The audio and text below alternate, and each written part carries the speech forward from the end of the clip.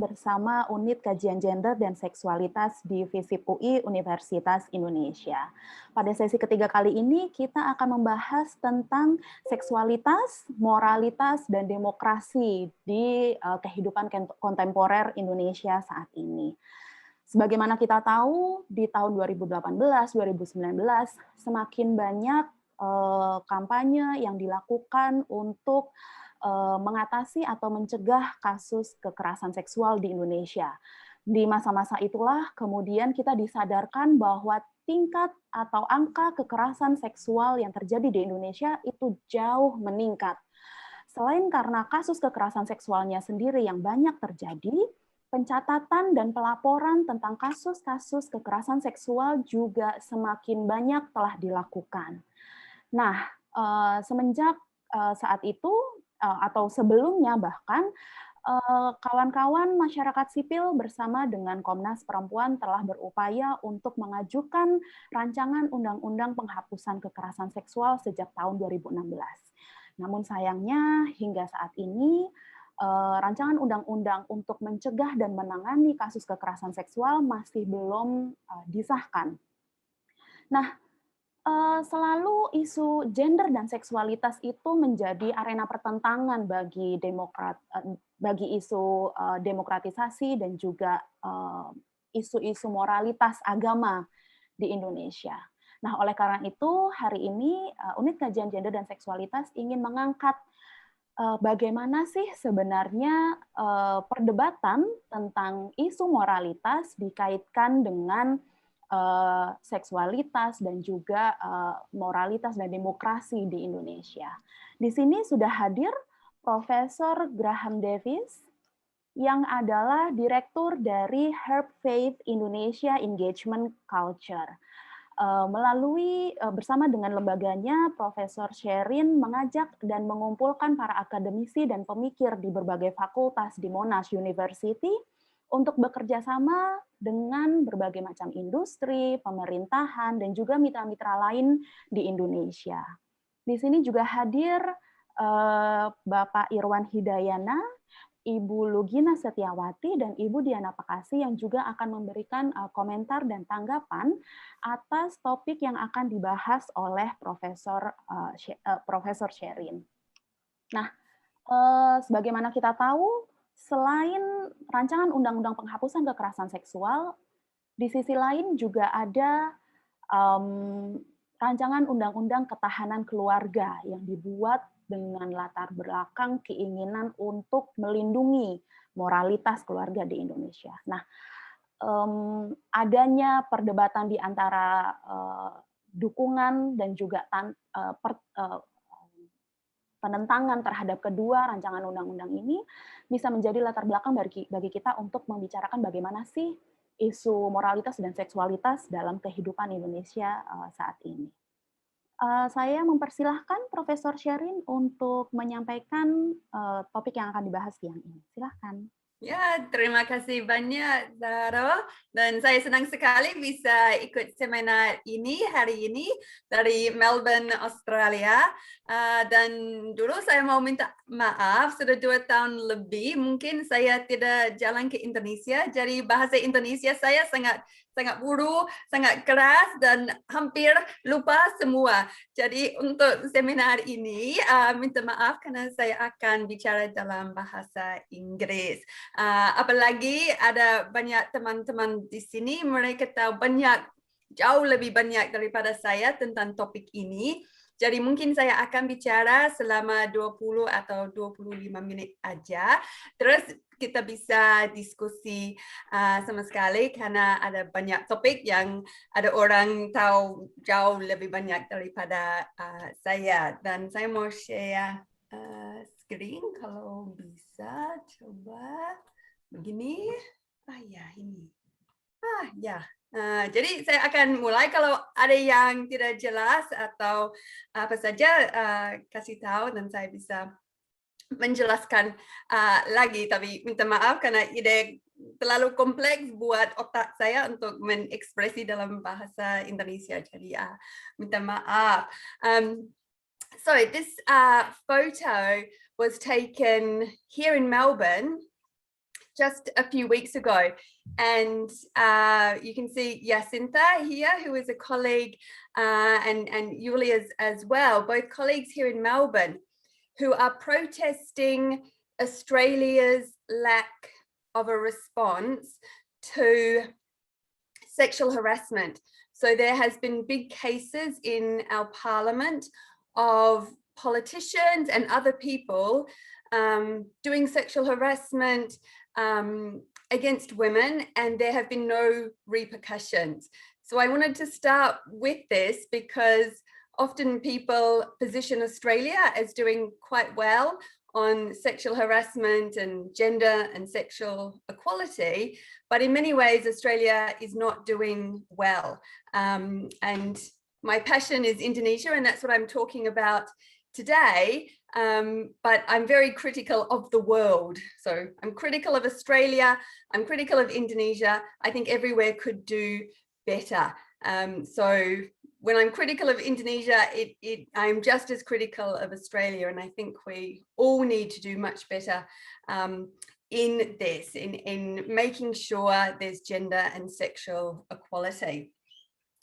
So I'm going to talk very quickly about 4 different things and just show some examples. But as I just mentioned, there are many people listening here today who know much more than I do about these issues, and particularly people on the ground who know about these issues. I haven't been to Indonesia now for 2 years. Normally I go every single year since 1994.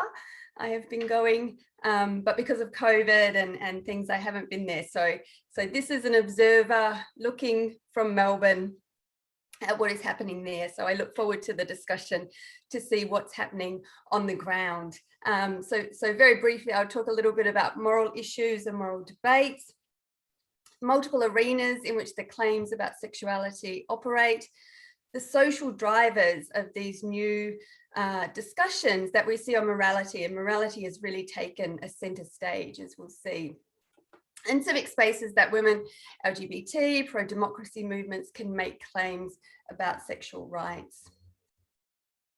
So what's been happening on the gender and sexuality front in Indonesia? And that's a lot. There is almost every day something new that is happening in this space. Now, of course, there's been the Omnibus Law, which has tried to ratify a whole lot of things, but what's got picked up in the Western media, of course, is anything to do with sexuality.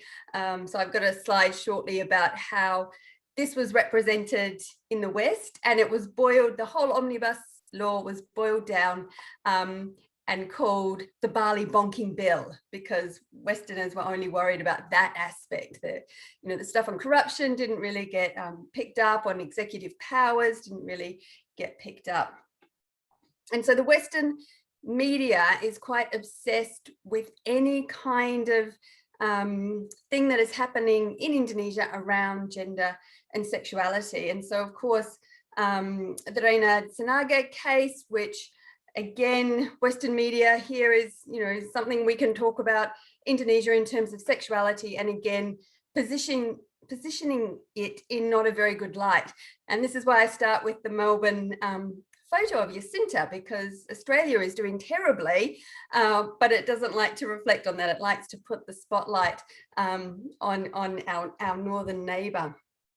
So the Reinhard Sinaga case got a lot of press also in Indonesia, and quite tragically used to justify a whole lot of persecution in that. And the way it got picked up was looking at what laws does Indonesia have.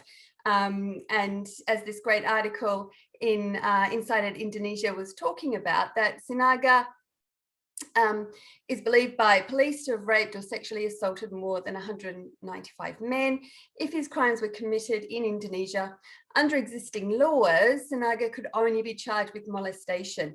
The provision of rape in the KUHP defines it narrowly as a penis forcibly penetrating a vagina. So there was quite a lot of discussion around that. And with some colleagues, Nelly and I wrote something because in New Zealand that case got quite a lot of coverage, And there was a PhD student at Auckland University who was using this case to vilify all LGBT. And so we tried there to write that and to have it both in English and in Indonesia. And similarly with Tere and also with Hendry, trying to reposition these debates that were homophobic and using fake science to try and make a case where there wasn't one at all.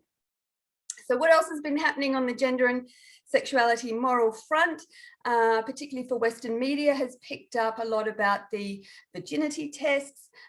So Human Rights Watch called for Indonesia to scrap that. And again, anything to do with sexuality and gender in Indonesia, the Western media really likes to pick up on. So the virginity testing for police women got a lot of coverage.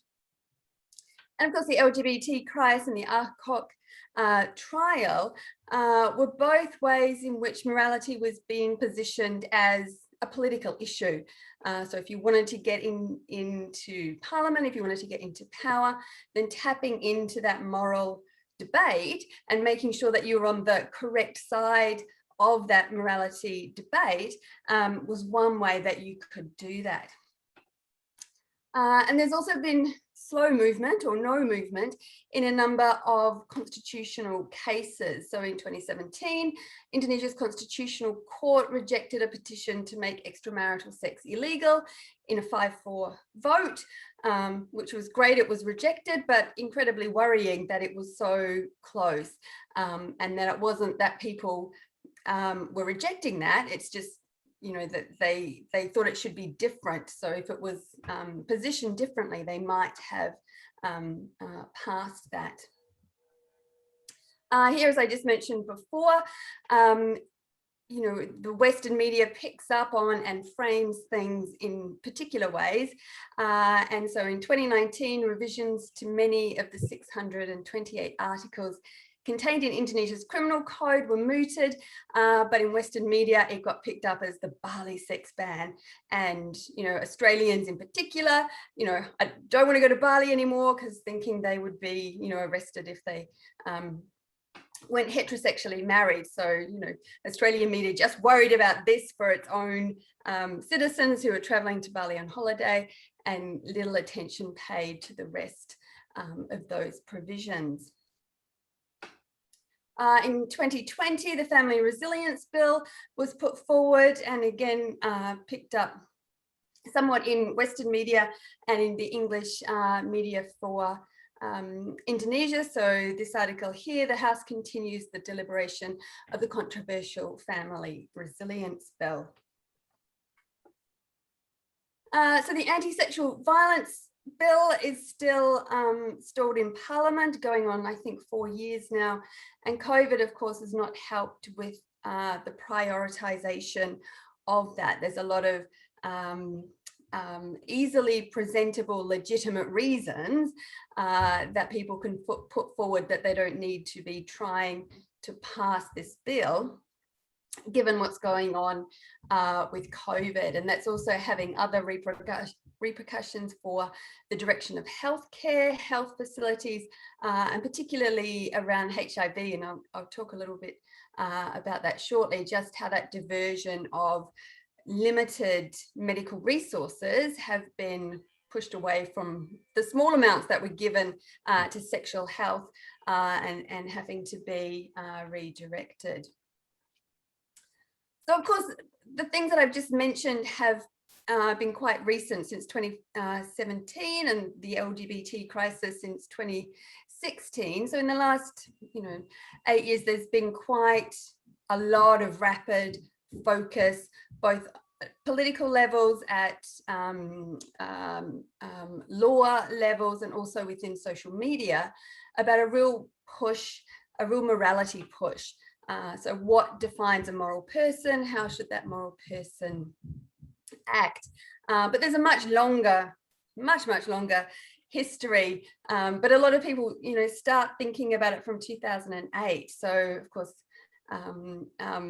democracy in 1998, a whole lot of reforms that were coming in, Human Rights Commission set up, Women's rights, recognised departments that would look after women's rights. And so there was 10 years of that, and then a kind of a constriction, almost a backlash of that. And the epitome of that for many is the pornography law in 2008, which was originally very expansive in the things that would be illegal, but was narrowed down, but still quite broad, with Article 1 of 45 stating pornography is pictures, conversations, movements of the body in public which contain obscenity or sexual exploitation, which violates the moral norms in society. So again, a real focus on what is good and bad in a society, and making laws around that. So I just wanted to have a look quickly at some of the things that are driving this focus on gender and sexual morality. And we can see signs at universities here about dress codes that, I certainly don't remember from, the mid-90s when I was there. And actually I was having a look at a photo. I was giving a lecture at UNAIR, I think in 1998. And there's a photo of all of the students, and there's not one jilbab in the whole auditorium. And actually with Dede, we gave another lecture not many years ago, and everybody was veiled. And so, one way that morality is coming to the fore is seen, as we can see with these regulations around dress. And of course, that's a really complicated issue, but it shows a public performance of a different type of morality that is changing year by year. Okay, so these are broadly just some of the things that are pushing, I think, for more moral regulation of society. So whether it's regulating clothing or behaviours or media, all of these things coming under a moral category, and telling people what a good person should be. So of course, religious drivers, and we can see here Joko Widodo with Maruf Amin, and one of the reasons many people say that Amin was chosen as the running mate of Jokowi was to really solidify the religious credentials of the presidential pair that Joko Widodo didn't have on his own, but really needed Amin there beside him to shore that up. And I think even Joko Widodo wasn't that keen on Amin to start with, but was convinced that this would be a successful partnership and get them elected, which we have seen. So, both the election of the vice president and his choice to be the running mate shows that there is a certain appetite for a particular type of morality that we may not have seen in previous elections. There's also educational drivers, and I think one of the things that Nellie and I were trying to write about in our article about the Sanaga case was that there are key influential people with a lot of power and very highly educated who are appointed to positions of power, who have come through particular educational routes that might be in Saudi Arabia or somewhere, and they've come through successfully what might be called a conservative educational background. They get appointed to key ministerial positions, and then they can make laws and regulations that fit with their sense of morality. And then one of those, of course, is shaping the curriculum. So what should children learn at school? And again, talking about Western media's focus on, anything to do with sex and sexuality, was the repeated reporting of one of the human rights commissioners who was saying, women shouldn't go swimming because there's such a thing as super sperm and they'll get impregnated and pregnant by swimming. So someone of very high power, giving health advice to women that is obviously incorrect. So So some very smart people getting to positions of power and others who are ill-informed about things, but are then making decisions on what counts as morality. Also, of course, political drivers. So there's a lot of very smart people who've written about this. So the move towards populism or authoritarian innovations, and how democracy is being reframed to meet what they're calling illiberal ends. So in a democracy, you have free speech, but what that means is that you can say anything, some would argue.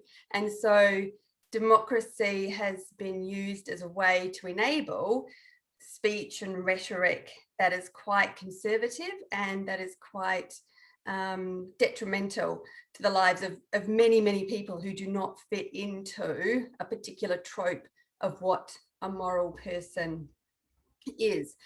So in effect, it silences gender and sexual minorities, but gives a voice to people who are pushing for, in many ways, what is quite a dangerous form of morality, because it excludes, not only excludes from social life many, many people, but makes their life incredibly difficult. And of course, there's social drivers. I mean, it's hard to think about this moral turn in Indonesia without social media, and Indonesians, I think, are amongst the highest users of social media through WhatsApp and Facebook and Twitter and Instagram, which makes it very easy to get messages across, and it makes it easy to get good messages across, but also very easy to get messages of hate across. And so many of the trending Twitter hashtags have been very anti-LGBT, anti-liberal, promoting not passing the sexual violence bill. And so social media has really amplified the voices of people whose voice shouldn't be amplified and whose voice wouldn't have been before social media. So again, that's been a real push, driving many of the negative impacts of this focus on morality. And all of this, of course, made much more difficult by COVID. And a number of things are happening with that. So one is quite limited health resources that were allocated to sexual health, for instance, have been diverted. Another one is how people access all sorts of healthcare. And so Najma, who's at Sriwijaya University, has been doing some fabulous ethnographic fieldwork on the stigma that HIV women face at the moment. So they're going in trying to get access to the HIV treatment, and they're in between a rock and a hard place. If they just go in to get help for their HIV, they'll be turned away because the nurses are afraid of HIV anyway, but now have a legitimate reason to turn them away by saying we're just dealing with COVID. And of course, if the women don't disclose that they have HIV, they can't get access to their retroviral drugs.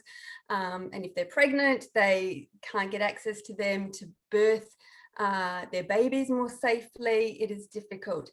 So this stigma around being HIV positive has increased dramatically during COVID and really disadvantaged a whole lot of people. Pregnant women being, one of them that really need that urgent care. That's just not possible. And of course, the other thing is that COVID everywhere is justifying surveillance. So places will have contact tracing, legitimately wanting to know, where did you go? Who did you see?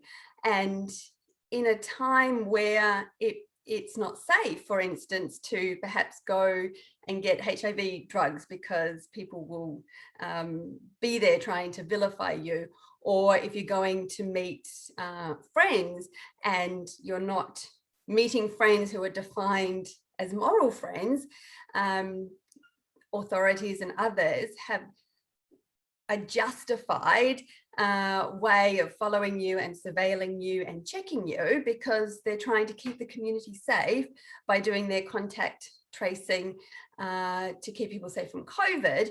But what this has done is enabled, just surveillance of all sorts of groups deemed deviant. COVID diverting health resources, deprioritizing sexual and reproductive health care, and resulting in increasing HIV amongst people who are considered impossible recipients of HIV. So married mothers, iwo rumahtangga, they can't have HIV if they're, monogamously married and conforming to what we view as a good mother. They're just considered impossible recipients of HIV, and so it's hard to access HIV care, and particularly hard now with those resources being diverted. And COVID justifying that surveillance, which I think we're seeing the world over. People just used to now checking them with the phone or keeping records of who you've met, where you've been, which, arguably is needed for COVID to keep people safe, but it's both entrapped people and made them comfortable with that level of surveillance, which can be used for really evil, hurtful ends.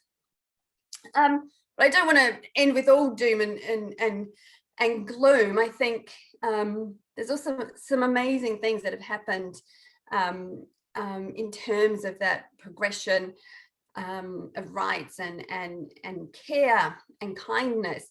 And again, this is a photo from Najma, who's doing her work in Palembang.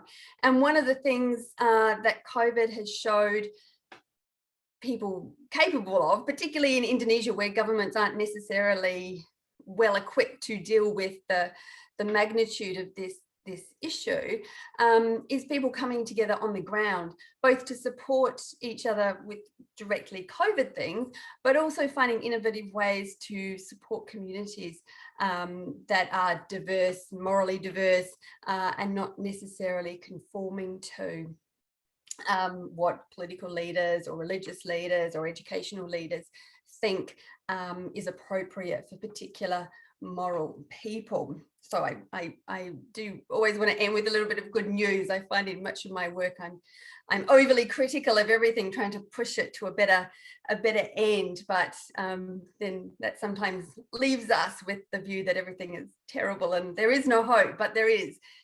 We look beyond those bad examples to find these nuggets of goodness and kindness that are emerging. Okay, so I guess to sum up what I'm seeing happening in Indonesia is that there is a real focus on morality in a way that I don't think, or in a form that wasn't there even 10 years ago. There wasn't such a focus. I didn't see as an outsider coming in such a focus on morality in terms of having laws around, actual laws around sexuality. Indonesia just hasn't had those about consenting adults. There's not been laws to criminalize that. There hasn't, prior to 2008, there wasn't laws, about the intricacies of dress codes beyond general decorum.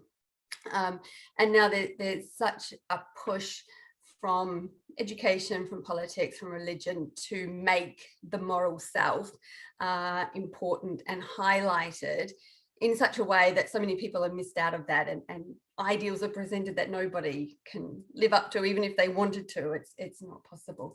So I see that kind of happening, and I think COVID is giving impetus to that. It's both justifying a diversion of resources away from sexual health, for instance, diverting it away from attention to sexual health and gender justice to that. And also it's providing justification for surveillance that I think will continue after COVID, because people will be used to it and the structures will be in place to do that. And in a society where surveillance is being leveled at the moral level, I think that's quite problematic. So I might end it just there, and would love to hear more from people who are actually on the ground rather than so many thousands of kilometers down south in a freezing city. So thank you again for this time. And I'll stop sharing. Terima kasih Profesor Sherin. Yeah.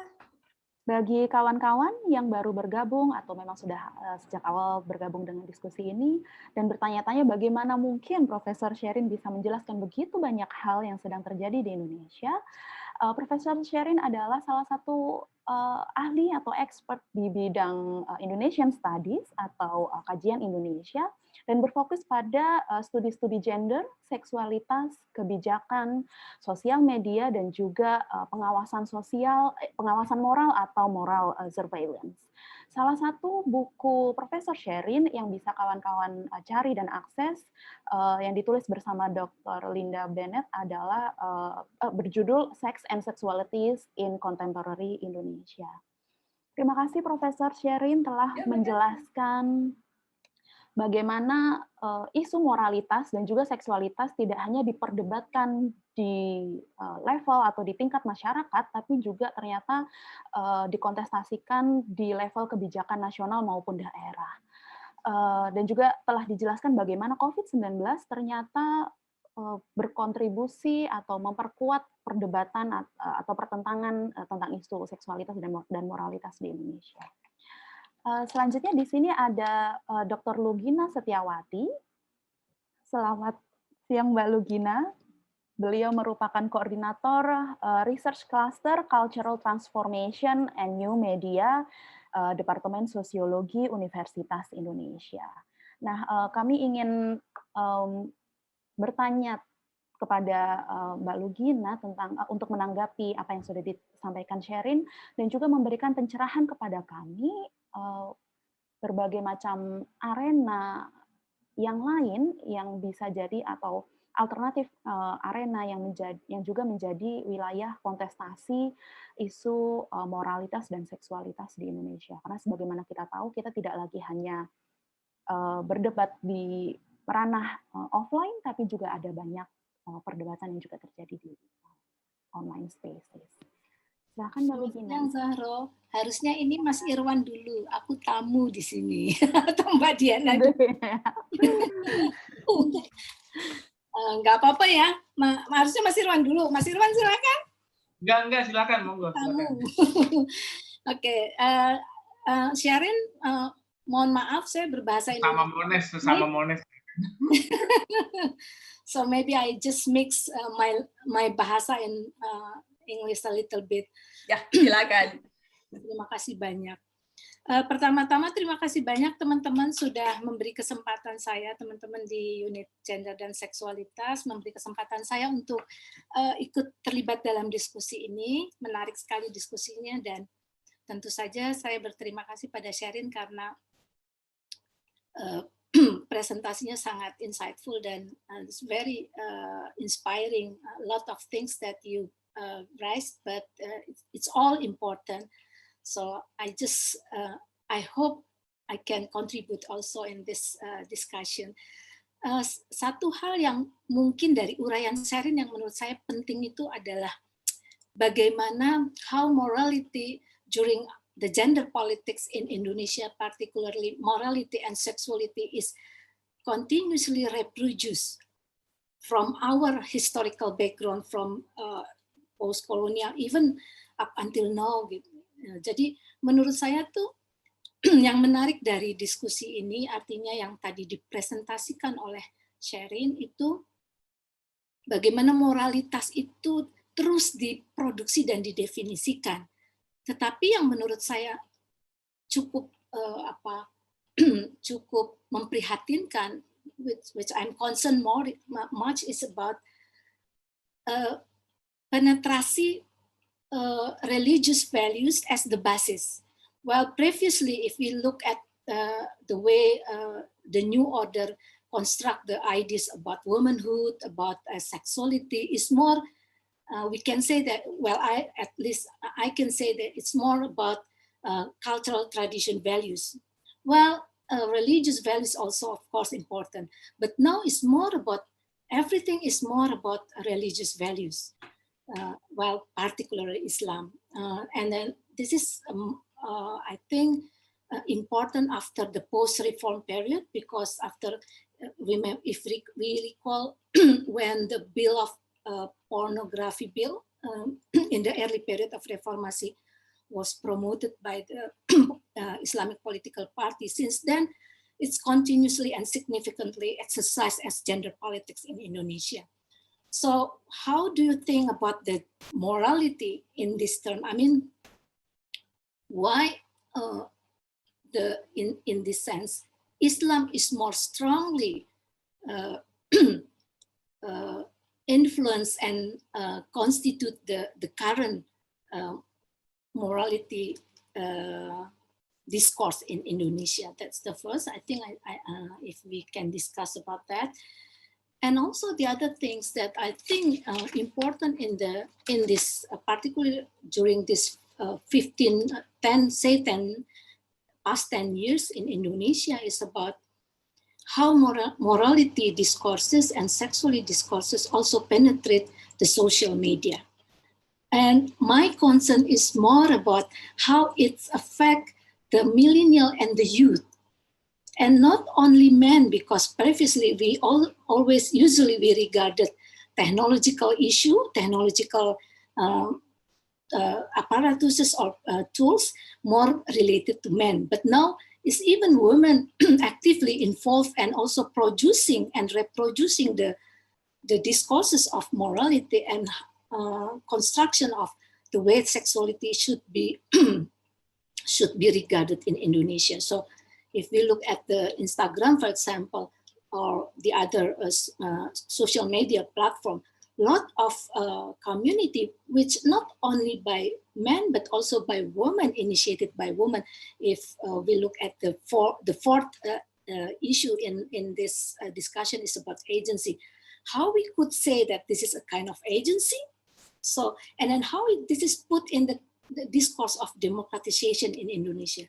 How we should define democratization then, because well, according to me, it's in one side, in one hand, it's kind of reflection of various culture persist and exist in same time in Indonesia, but on the other hand, it's also kind of challenging and also kind of my concern about how we perceive about how feminism, for example, how the sexuality should be positioned in this discourse. So that's the two issue that that I just want to raise in this context, because if we look at the social media, for example, because my research cluster is more about social digital society, we concern about whether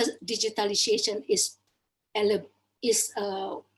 support or facilitating the enlightenment and the freedom, or in fact it's frame or trap you in such a way, because filter bubble and things like that, and it's not difficult to answer, of course, but then a lot of also discussion about how the concept of freedom, the concept of power that Castle mentioned about social media enable people to access to power then, but also it's problematic in this way.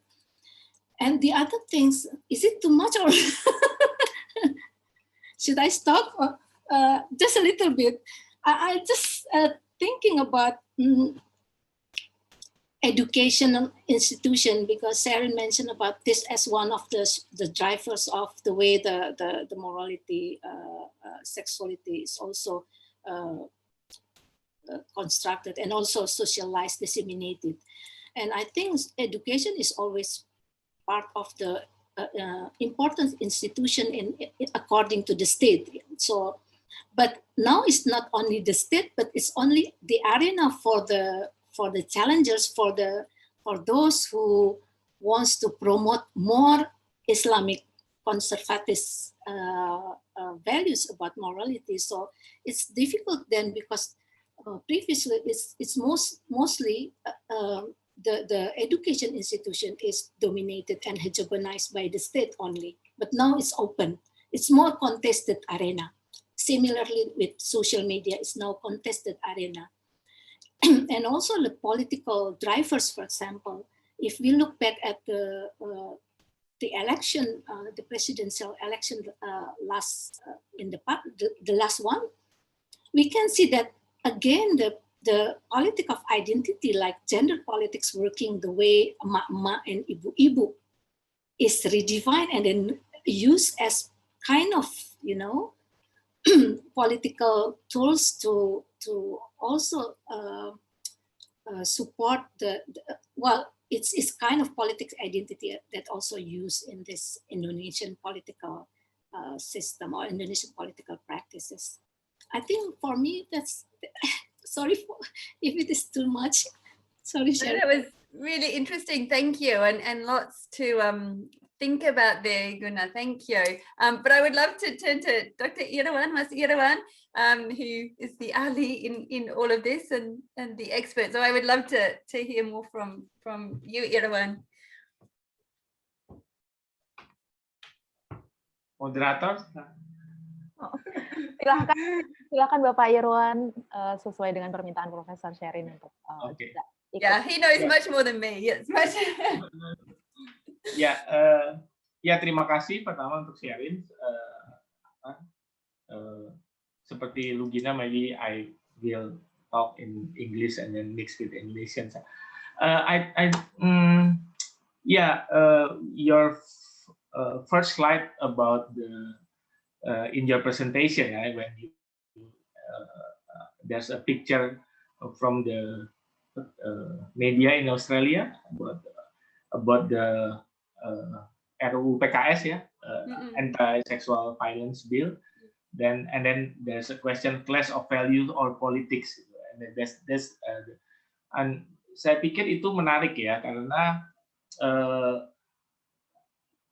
menurut saya apa yang terjadi di Indonesia sebenarnya adalah dua-duanya ya. Jadi ada clash of values ya, pertarungan nilai, dan juga sekaligus juga politik sebenarnya di dalam isu anti RUU penghapusan kekerasan seksual itu. Jadi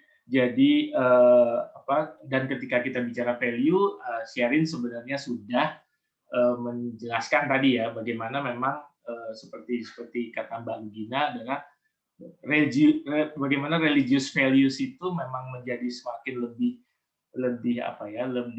dominan gitu ya ketika kita bicara soal seksualitas dan moralitas di Indonesia. Jadi dan saya pikir pertarungan kita masih panjang karena we know that now the anti-sexual bills is now in one of the priority in our parliamentary, but we really hope that it will be passed by even though I mean the battle is quite strong between both the pro and the cons. Yang kedua adalah mungkin ini yang menarik juga, ini berdasarkan pengalaman saya bagaimana persoalan moralitas ini juga dikaitkan juga dengan research ya.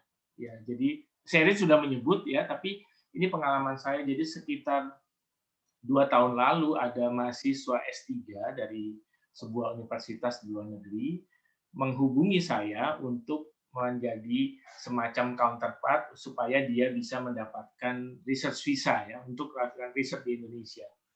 Nah, dia lalu dia apply application ke Direktorat Pendidikan Tinggi Higher Education untuk mendapatkan izin riset, lalu kemudian ditolak gitu kan. Lalu saya sendiri heran gitu, kenapa ditolak? Karena topiknya saya pikir itu berkaitan dengan research topiknya, tapi research topiknya adalah about diet, about exercise among the young people ya. Nah, rupanya kemudian pihak higher education itu mungkin entah bagaimana caranya melihat latar belakang dari the student, dan kemudian alasan menolaknya walaupun tidak secara eksplisit karena saya mencoba secara informal mengontak dari orang yang berwenang di sana. Alasannya adalah karena dikhawatirkan the student will influence that morality when you are doing research.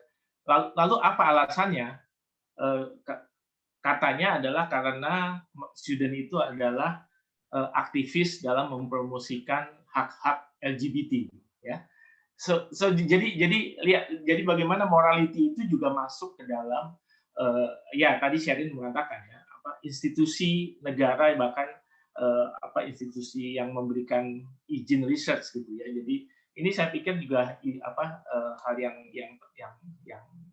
menarik untuk. Dan kemudian I think about the good news that you mentioned, I think this pandemic I think is give also more space, civic space, because when you see actually maybe the audience also can share later. I think how, for example, there's one NGO who try to do the fundraising through the through online, and then the fundraising is actually to build a shelter for the transgender, for the aging transgender. And then the response is quite good. So I think this is the civic space for the democratization for the minority is taking place also. So and then maybe later the audience also can share their experience. And the last one is, I think when you mentioned about the COVID, I think the problem with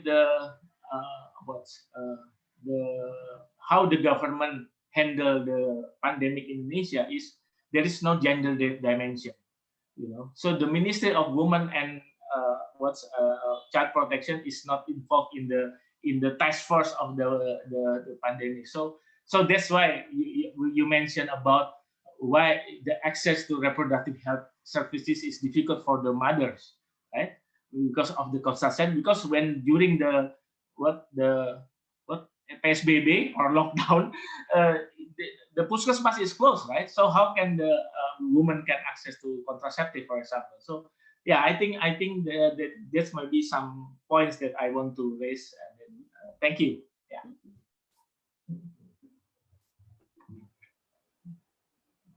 Terima kasih Mas Irwan dan Mbak Lugina. Profesor Sherin, apakah akan kami persilakan untuk menyampaikan pendapatnya atau jawabannya sebelum kita nanti berpindah ke Mbak Diana?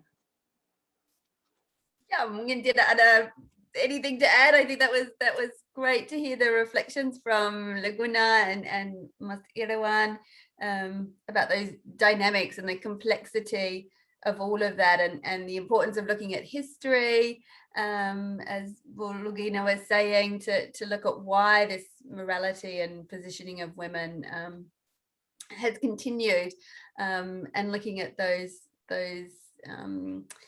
dynamics that even in a COVID response, there's no gendered response. It's just a general response, and of course, when there's a general political response, that just is largely focused on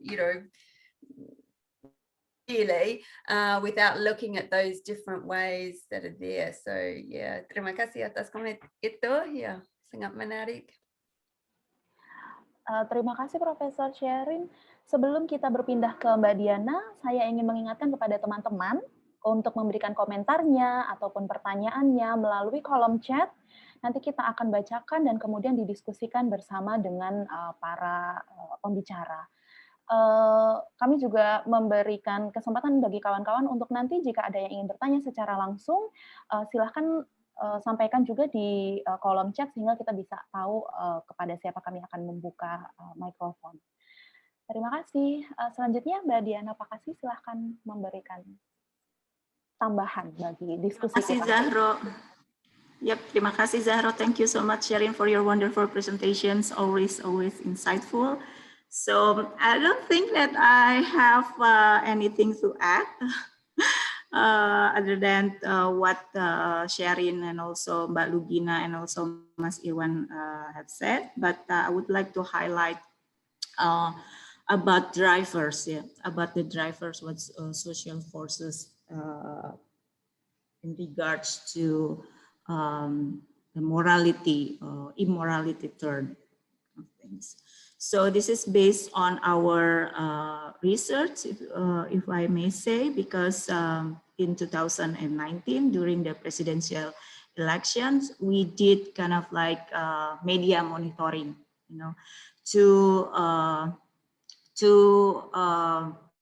capture what were the debates surround the presidential election, and also surround, you know, the anti-sexual violence bill, and also the family resilience bill. So we see that during that time, the way in which like Islamic conservatism, I think kind of like the basis on, you know, the movement on the social media, because I remember that I went to, you know, like small village in West Java, and I was like struck by, they have like Quran recitation group, kelompok pengajian that is, you know, held like every week, only for like women, and almost like every week they will the ustazah, for example, like will say that emphasis on, you know, kesalehan, women's piety, you know, perempuan saleh, so they have to, you know, obey their husband, you know, women obedience, and also discuss about women clothing and etc. But then, you know, this is like every single week, you know, they have this kind of discussion. But then how this kind of like discussion on like civic spaces, you know, on like daily basis, that that is, you know, transformed in social media example. So we see that, you know, many hashtags in relation to, you know, sexuality, and of course like morality. For example, like pemuda hijrah, hashtag pemuda hijrah, hashtag berani berhijrah. So we see that this kind of like debates about, you know, anti-sexual violence that, you know, that are mobilized by this kind of hashtag, you know, and also near that hashtag, you know, hashtag pemuda hijrah, and also hashtag tolak LGBT, hashtag tolak zina, hashtag laknat, hashtag maksiat, and etc. So this kind of like, you know, demonizing kind of way our, you know, the anti-sexual violence bill, of course, like those who are like promoting this bill, and then there are like, you know, another movement that they're saying that this kind of like group, they are, you know, under that category, like laknat, maksiat, dukung zina dan sebagainya, and etc. And if we see that this kind of posts, it's not, you know, like 1, 2, 3, but it's millions posts about that, compared to, you know, those who are promoting this anti-sexual violence bill. You know, maybe just like this campaign, you know, only like thousands of posts, for example, but on the other hand, this pemuda hijrah, Indonesia tanpa pacaran, berani berhijrah, it can be like millions. So we are way behind in terms of online social movement, right? So the way they can, you know, not only can occupy, you know, can penetrate not only in civic spaces, for example, like, you know, community-based organizations, but also like Sherin said, that this kind of people can hold like important positions in our government and also in political party, you know. And also just last year, we, you know, promoting like you know, sexual violence awareness, and there are like huge debate on, you know, sexual consent, for example, picked up by our member of political party. That's Western values, that's promoting what's so-called like free sex kind of thing. So I think in a way that this kind of like Islamic conservatism can, you know, penetrates not only, you know, community-based organizations like in their in our daily lives, but also like really close to us, like in social media, but also in academic institution, like educational institutions, like also what Sherin also said. So it's kind of like they are like everywhere. They penetrate, you know, like important institutions. So, but on the other hand, of course, it's not all about like gloomy. Of course, like Mas Irwan said, that our homework is still, you know, huge. But we also see that how, in particular during pandemic, because this kind of like, you know, webinar, previously we have, you know, if we want to have a meeting for like a campaign or something, we have to, you know, gather together like physically, and then, you know, yeah, it's so, while we are so busy with many other things, but during the pandemic, so we can have like Zoom meeting and webinar, just like what we do, you know, like today.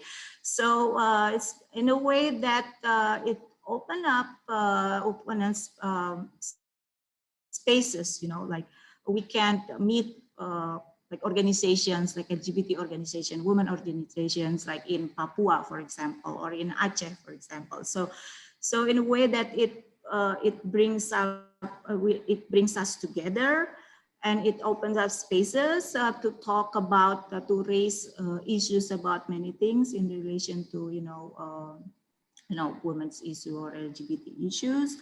But on the other hand, I think the movement, our movement, like women's rights movement, pro-democratic movement, also they are so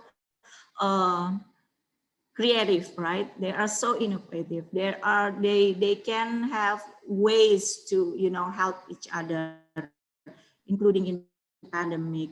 We know that, like Mas Irwan said, that the pandemic efforts by our government is so like gender neutral, let alone like LGBTI to LGBTI people, that they are being, you know, excluded. But within the movement, I think they can have kind of like mechanism to help each other. So I think that's the strong the strong point of, you know, this to make this always, you know, on the move. So we cannot like stop. So there are webinar, of course, online spaces that we can also occupy, but on the other hand, that we can have like networks to help each other. Thank you. Terima kasih Mbak Diana. Sherin, sebelum kita masuk ke pertanyaan-pertanyaan di kolom di kolom chat, apakah ada yang ingin ditambahkan terlebih dahulu? Tidak ada yang saya mau tambahkan, tapi saya harus minta maaf sekali karena saya punya 2 anak dan saya harus jemput mereka. Maaf ya, saya pikir sampai 1 jam aja, jadi saya harus menjadi ibu tangga yang sangat bagus dan ideal, dan tidak bisa lupa sama anak saya, jadi saya harus jemput anak saya. Tapi saya minta maaf dan mudah-mudahan bisa continue diskusi. Ya, tapi saya harus pergi dulu. Tapi terima kasih banyak untuk mengajak saya untuk forum ini, dan saya senang ketemu sama semua, dan lovely to see you again, Mas Irwan. We've worked together a lot in the past, but we haven't seen each other for a while. And lovely to meet you, Diana. We have also worked together, but haven't met you yet. Dan terima kasih Laguna untuk pertanyaan Anda. And nice to see you, Kevin. I hope you're keeping well. And hopefully we'll all get over when Monash Indonesia opens. sometimes. Yeah. And thank you, Zara, so much. And I'm so sorry I have to go, but yeah, I have to go. Terima kasih banyak, Sherin. Terima kasih. Okay, thank you. Bye. Baik, kami ingatkan juga kepada kawan-kawan dan juga kepada Sherin bahwa rekaman diskusi ini nanti kita akan upload di YouTube Unit Kajian Gender dan Seksualitas. Jadi tidak perlu khawatir bagi kawan-kawan yang mungkin tadi terlambat atau ingin berbagi diskusi ini kepada kawan-kawan yang lain, nanti kita akan upload di YouTube. Di sini ada beberapa pertanyaan dari audiens dan juga saya jadi teringat ketika Mbak Diana tadi menyebutkan tentang forum-forum keagamaan atau pengajian yang dilakukan di antara ibu-ibu di masyarakat, bahwa ternyata bukan hanya agama Islam saja sebenarnya, tapi juga kita tahu ada beberapa atau sebenarnya sudah mulai ada banyak pemuka agama progresif yang menggunakan pendekatan humanis yang sebenarnya juga mendukung ragam seksualitas ya, yang tidak hanya berpatokan kepada moralitas konservatisme gitu. Namun ternyata para pemuka agama ini, baik dari agama Islam maupun agama yang lain, ketika mereka berpandangan lebih progresif, itu mereka juga ternyata mendapatkan dilihat sebelah mata atau bahkan dianggap dia sebenarnya sudah dalam tanda kurung tidak lagi berada di jalan yang benar gitu, tidak lagi ada dalam koridor keagamaan yang benar gitu, ketika mereka mendukung isu-isu seksualitas dan gender dan seksualitas. Itu juga kemudian menjadi tantangan bagi kawan-kawan pemuka agama sendiri. Di sini ada Yulita Moliganta yang ingin bertanya terkait dengan konteks rancangan Undang-Undang Penghapusan Kekerasan Seksual dan juga RUU Ketahanan Keluarga yang muncul secara jelas ada bahwa RUU PKS yang dianggap bahwa RUU PKS ini mendukung untuk melegalkan LGBT. Nah, kemudian di titik itu keterlibatan kawan-kawan LGBT ini dianggap tidak strategis bagi upaya meloloskan rancangan Undang-Undang Penghapusan Kekerasan Seksual. Bagaimana tanggapannya? Dan kemudian rancangan Undang-Undang Ketahanan Keluarga juga salah satu cara yang digunakan untuk menganulir orang-orang yang tidak menikah secara resmi atau perempuan yang memiliki untuk menikah dengan laki-laki. Bagaimana pandangan Bapak Ibu sekalian? Silahkan kakak-kakak, Bapak Ibu.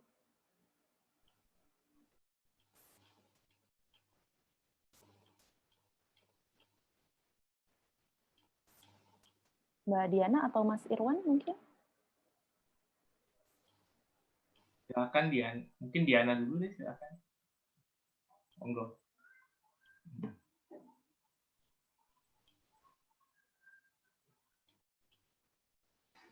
Halo Zahro.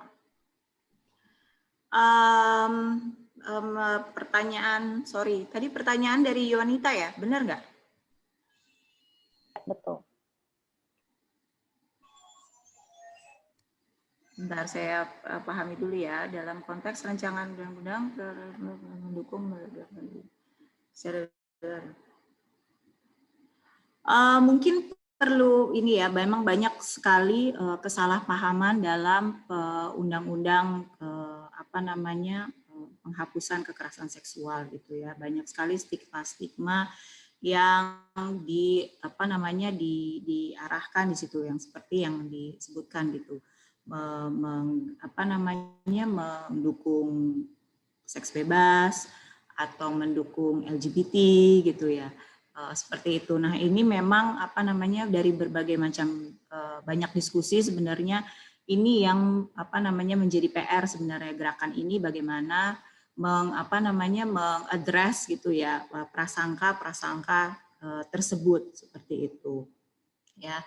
Nah, nah inilah yang perlu memang masing-masing, kalau memang kita berada dalam gerakan gitu, sudah menjadi tanggung jawab kita sebenarnya ya untuk membaca rancangan undang-undang, meskipun rancangan undang-undangnya berubah-ubah terus menerus gitu. Akan tetapi apa yang disangkakan misalnya bagaimana undang-undang ini gitu ya dianggap sebagai pendukung gitu ya, pendukung atau melegalkan bahkan ya LGBT gitu ataupun seks bebas seperti itu atau nilai-nilai barat gitu. Itulah yang memang perlu secara terus-menerus dikampanyekan bahwa itu adalah tidak benar, bahwa undang-undang ini adalah memang untuk yaitu ya memberikan hak-hak pada korban gitu kekerasan seksual seperti itu. Jadi ya memang itu nggak ke situ gitu, bukan untuk melegalkan LGBT, bukan untuk melegalkan seks bebas. Seperti itu sih Zahro tanggapan saya. Mungkin Mbak Lugina apakah ingin menambahkan, karena memang kontestasi ini seringkali terjadi dan disebarkan di media sosial ya, di internet sebenarnya. Ya, oke. Ini kan saya menambahkan Mbak Diana yang sebenarnya tadi sudah dijelaskan. Sebetulnya ada kesalahpahaman dan salah kaprah ya, karena ini cara kerjanya media sosial juga ya, di snowball gitu. Jadi agak sedikit melenceng gitu konsepsi tentang baca undang-undang RUU-nya belum gitu ya, tapi udah kemana-mana gitu. Sebetulnya kalau kita baca betul, baik walaupun tadi Mbak Diana bilang berubah-berubah, tapi kata kuncinya sebetulnya adalah proteksi gitu. Jadi perlindungan terhadap, karena memang kita darurat kekerasan seksual gitu ya. Artinya kalau tadi di awal Mbak Zohra udah menyampaikan betapa angka, kalau kita lihat data betul sebetulnya terlihat jelas ya peningkatannya gitu ya. Nah, ini kita membahas tentang bagaimana respon negara terhadap kondisi darurat kekerasan seksual gitu. Jadi sebetulnya tidak ada sama sekali berkaitan dengan persoalan melegalkan LGBT gitu ya.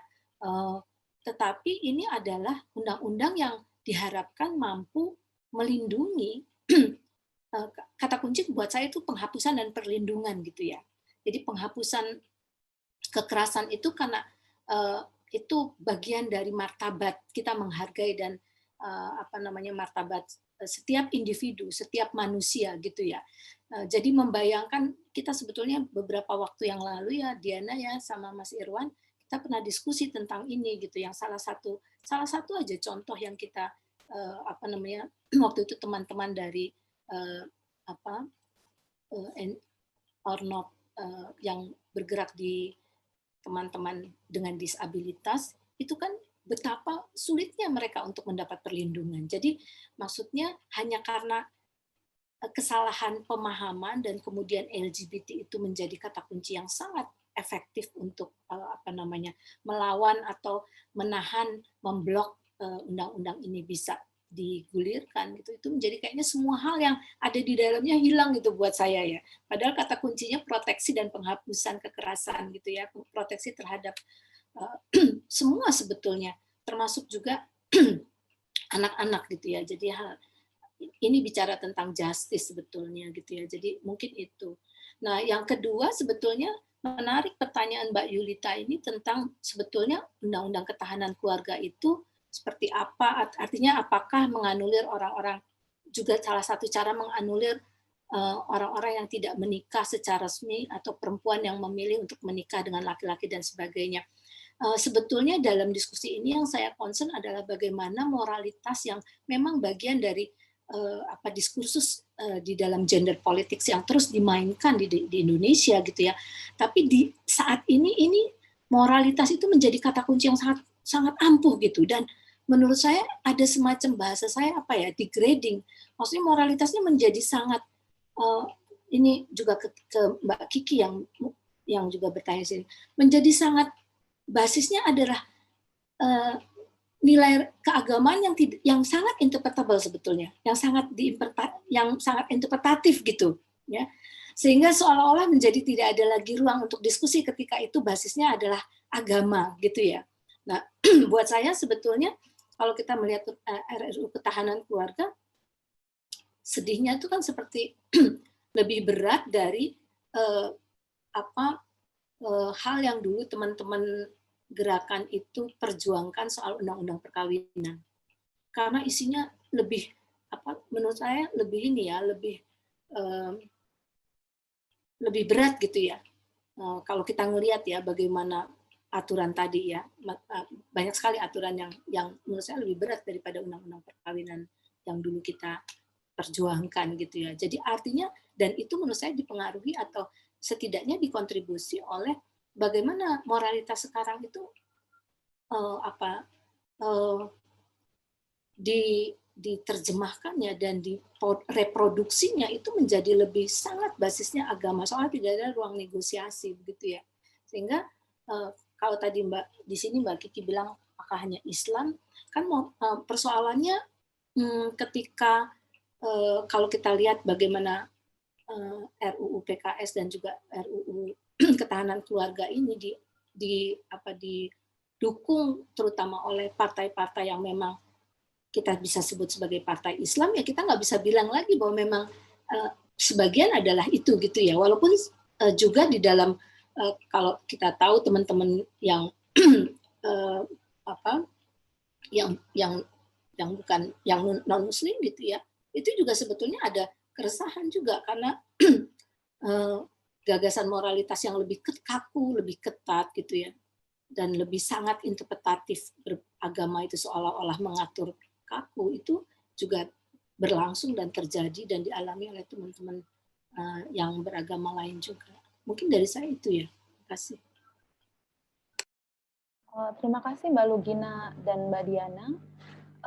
Kita masih punya pertanyaan satu lagi dari Kiki. Terima kasih juga Kiki telah hadir di diskusi kita kali ini. Kiki bertanya, apa sih yang menjadi standar moralitas yang selalu disandarkan kepada nilai-nilai Islam? Ataukah kita sudah masuk ke dalam standar moralitas yang sifatnya eksak dan tidak bersinggungan dengan pandangan atau kepercayaan lain? Ini ya moralitas yang terjadi di Indonesia ya. Mas Iron mungkin? Ya terima kasih. Sebenarnya kepingin juga ya mendengar pendapatnya Sherin ya. Oke. Jadi saya pikir tadi pertama mungkin penjelasan dari Mbak Lugina tadi saya pikir baik sekali gitu ya. Jadi soal karena kedua RUU ini kan memang sebenarnya yang saya melihatnya adalah memang soal soal pertarungan moralitas sebenarnya gitu ya.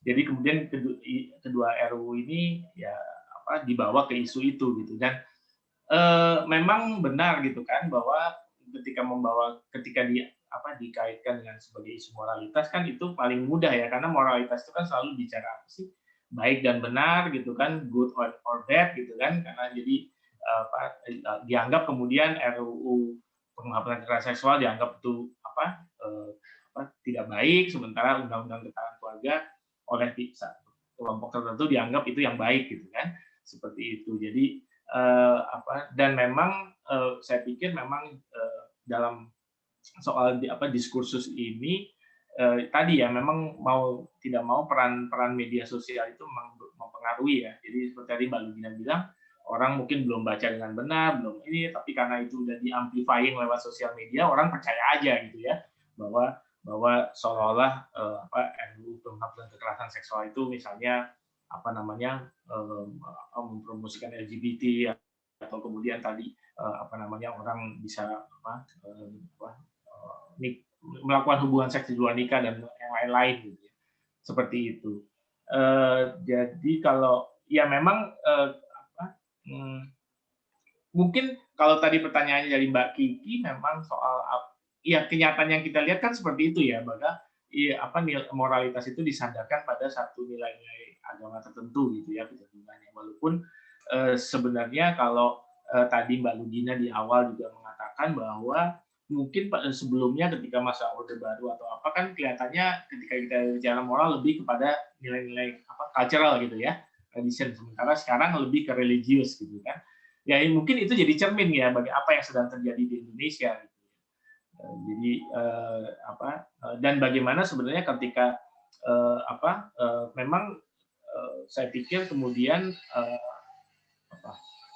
agama dan moralitas itu sendiri memang ya katakanlah 10 tahun terakhir ini kita bisa lihat bagaimana ini menjadi isu yang penting gitu ya. isu yang penting yang selalu diangkat, apalagi kemudian bersentuhan dengan isu-isu gender dan seksualitas.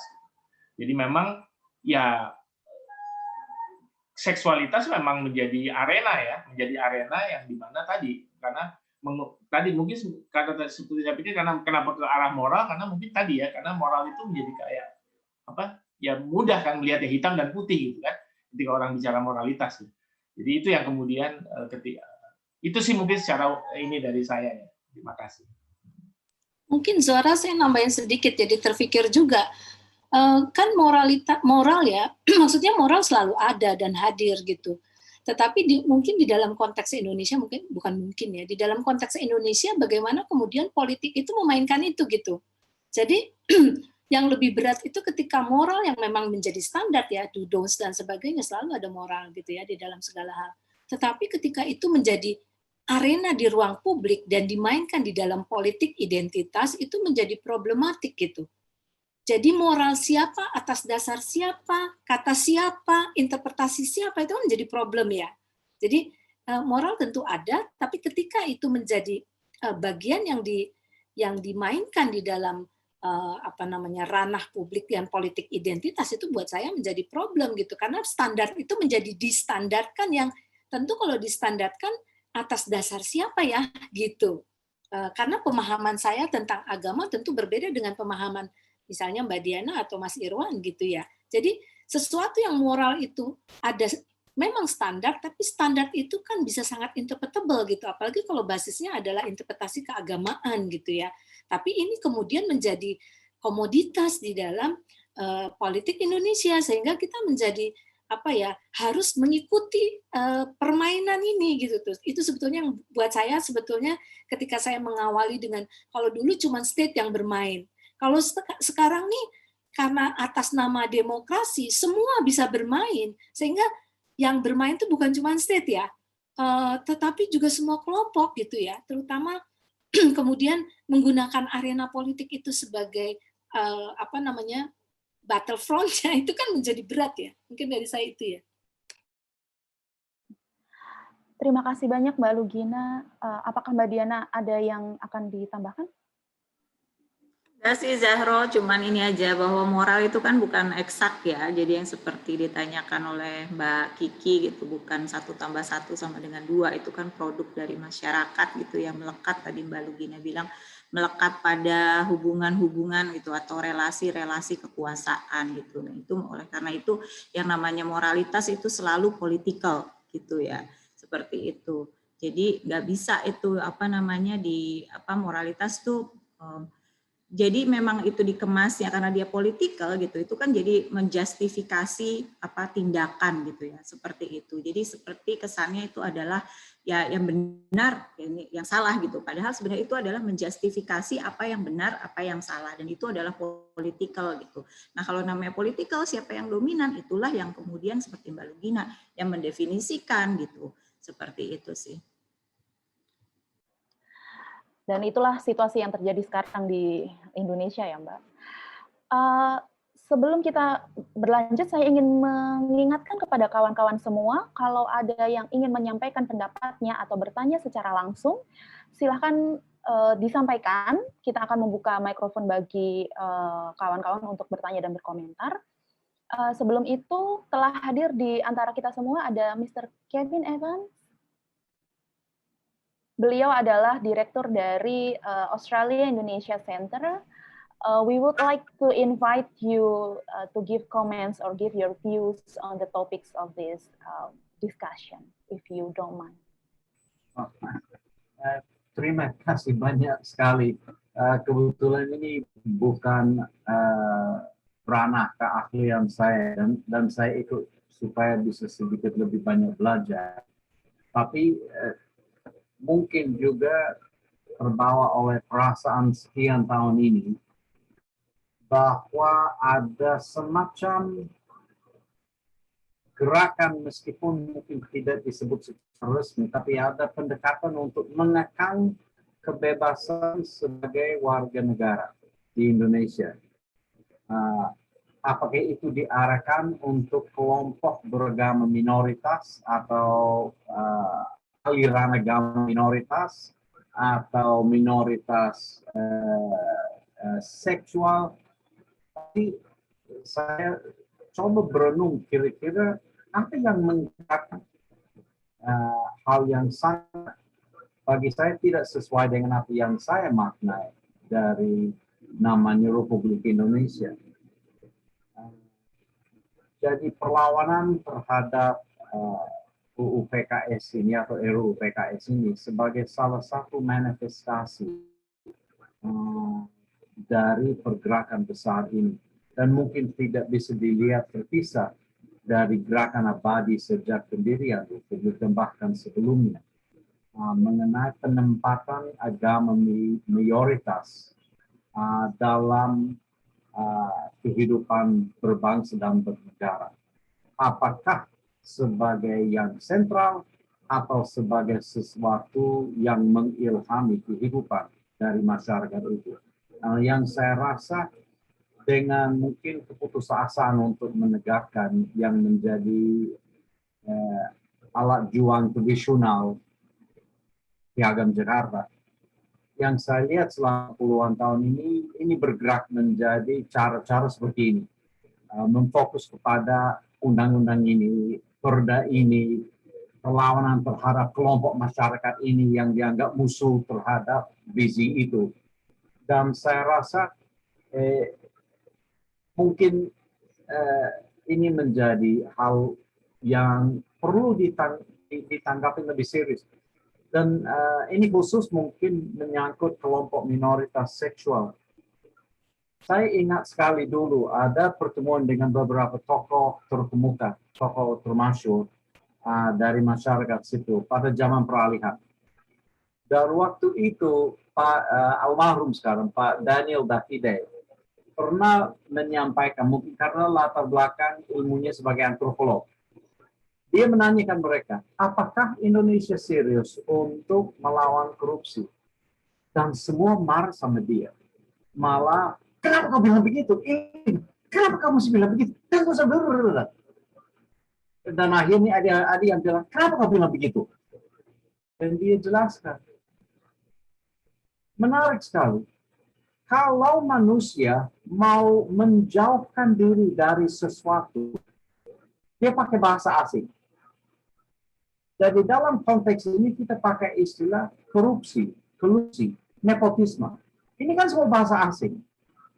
Jadi dengan demikian kita sedikit bisa menjauhkan dari apa yang kita fokusi. Terus kalau kita betul-betul mau menjamin supaya kita tidak ada keterkaitan dengan itu, kita fokus dalam singkatan. Jadi lebih bisa kita ketidakmanusiawikan hal yang kita mau jauhkan. Nah, saya rasa dengan banyak aspek dari perlawanan histeris terhadap kelompok minoritas seksual. Dan ini mungkin sebagai orang Australia, dari wilayah di Australia, waktu saya dibesarkan boleh disebut Acehnya Australia. Jadi betul-betul sangat dikuasai oleh Kristen fundamentalis dulu. Bahkan di Indonesia baru saya ketemu dengan beberapa bentuk manusia yang belum pernah bisa saya lihat di sana. Jadi sebetulnya saya sering ketawa kalau saya dengar orang-orang biasanya yang teriak-teriak dia religi konservatif, yang meneriakan bahwa ini barat-barat ini semua aspek ini. Padahal sebetulnya dari barat sendiri lebih kejam terhadap kelompok minoritas ini. Jadi saya rasa jangan hanya salahkan konservatif Islam. Konservatif agama apapun selalu punya kepicikan terhadap aspek ini. Jadi bukan hal yang baru buat saya. Tapi saya rasa yang kita membungkus dalam bahasa asing-asing ini, apalagi dijadikan singkatan, betul-betul kita bisa menihilkan kemanusiaan atau manusia-manusia yang ada keterkaitan dengan itu. Dan saya rasa dengan demikian semua proses ini di mana kita mereduksikan manusia sebagai huruf saja, menjadikan sangat gampang untuk membuat perlawanan, bahkan kebencian tetap yang sebetulnya menjadikan potensi bikin progres untuk melunak jika atau lain-lain atau ketidaktahuan yang otomatis ketidaktahuan menjadi kebencian atau ketakutan. Proses untuk bikin perkembangan konsep baru ini termasuk juga kekerasan seksual atau kekerasan seksual dalam ruang keluarga. Nah, apakah sebetulnya kekerasan itu dianggap sakral dengan dibungkus dengan nama agama atau nilai-nilai tradisional? Saya yakin tidak. Tetapi hal-hal seperti itu saya rasa itu sebetulnya beberapa hal yang mungkin tidak terlalu logik yang saya sampaikan, tetapi sering mengilhami atau sering menstimulasi pemikiran saya mengenai dinamika kesosialan yang saya lihat makin berkembang di Indonesia, dan saya belum punya jawaban mengenai proses untuk mengatasi, kecuali catatan-catatan itu, bagaimana kita bisa memanusiakan isu-isu yang biasanya terlalu cantik dibungkus di belakang singkatan atau bahasa asing. Terima kasih banyak sekali Bu Zohra atas kesempatan untuk membagi pikiran. Terima kasih Bapak Kevin Evan. Teman-teman, apakah masih ada yang mau bertanya atau memberikan komentar secara langsung? Di sini ada yang membuka kamera. Apakah Ibu berkenan untuk berbagi, Bu? Sepertinya tidak ya. Jika demikian, kami ingin meminta kepada para pembicara untuk memberikan closing statement sebelum kita menutup diskusi kita siang ini. Silakan Bapak Irwan, Ibu Diana, Ibu Lugina. Senior dulu deh. Ya mungkin singkat aja kalau saya pikir diskusi tentang soal seksualitas, moralitas gitu ya, dan kaitannya dengan demokrasi di Indonesia, saya pikir ini masih terus akan selalu muncul gitu ya, terutama dalam kondisi Indonesia yang sekarang ini gitu ya. Jadi saya pikir jelas kita akan melihat bagaimana apa yang terjadi ke depan gitu ya, apalagi dengan ini ya, dengan misalnya khususnya di battleground soal RUU penghapusan kekerasan seksual ini. Tapi yang jelas saya pikir memang yang bagaimanapun ketika bicara soal isu seksualitas dan gender, itu pasti memang isu moralitas tidak akan bisa lepas gitu. Jadi ya kita akan terus berhadapan dengan itu, tinggal kemudian dinamikanya bagaimana kita lihat gitu ya tadi. Jadi terima kasih juga untuk Pak Kevin tadi untuk refleksinya gitu ya. Terima kasih dari saya.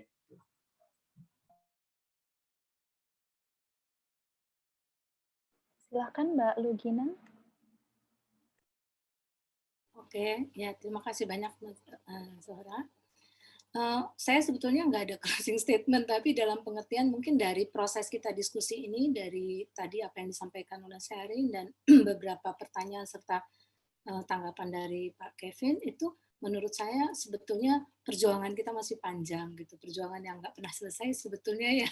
Kalau kita lihat bagaimana teman-teman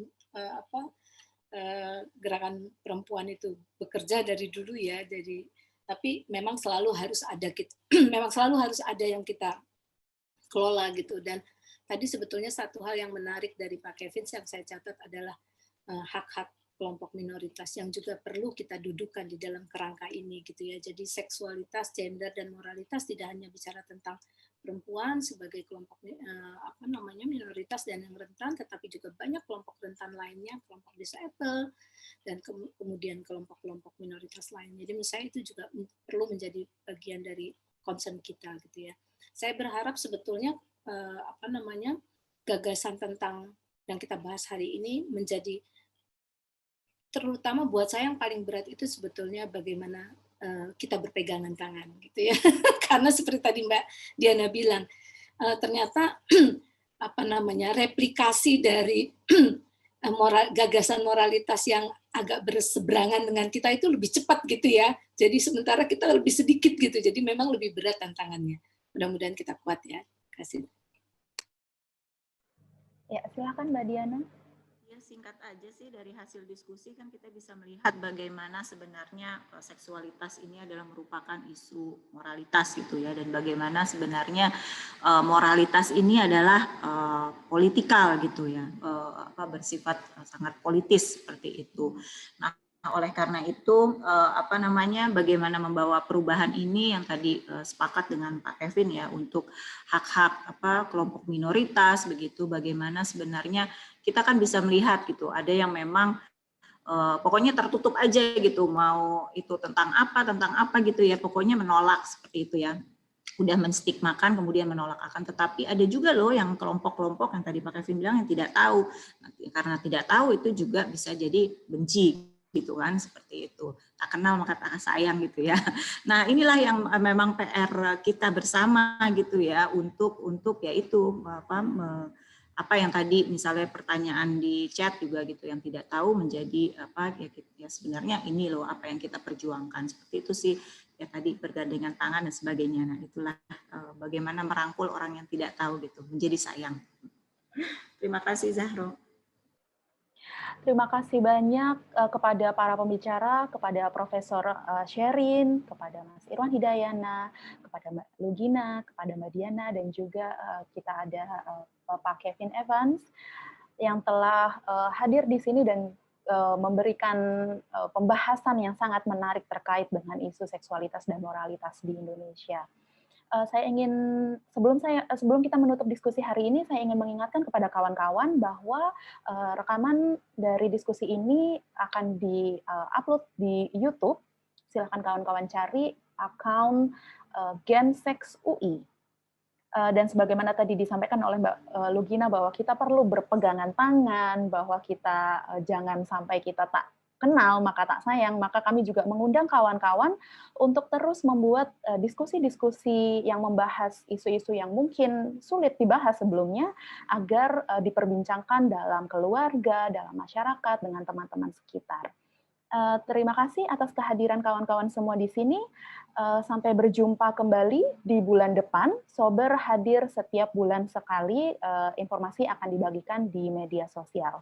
Selamat menjalankan ibadah puasa bagi kawan-kawan yang beribadah puasa. Sampai jumpa di bulan depan. Terima kasih. Terima kasih banyak Zora. Terima kasih banyak. Terima kasih semuanya.